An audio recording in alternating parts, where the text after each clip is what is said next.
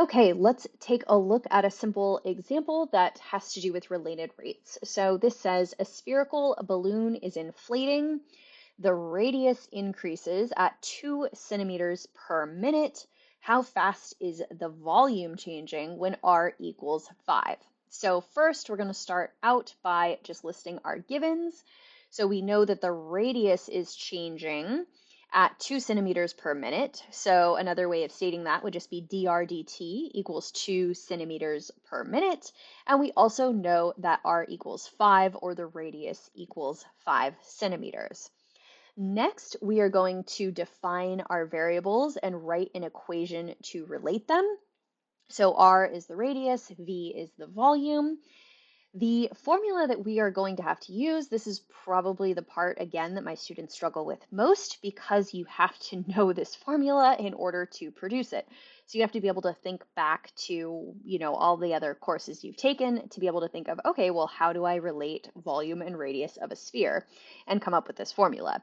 So it would be a good idea to go back to some of your like SAT, ACT, if you took either one of those exams, or even like your geometry formulas, and just do a quick refresher. So in this case, I've written the formula here. The volume of a sphere is 4/3 pi r cubed. Now you are going to differentiate both sides again using the chain rule. I'm not going to go through those steps in depth on this video. I've covered that in a previous video.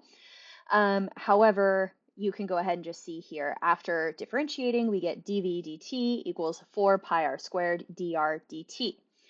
Next, basically all we are going to do is plug in our givens. So again, we had r equals 5. So you can see we plugged that in for r here. And we know dr dt equals 2, which we plugged in here. Then we basically just go ahead and simplify and solve. And then we got 200 pi centimeters cubed per minute. I'm going to highlight the units here. That's very important for this unit specifically, to remember your units. Sorry for the double usage of units.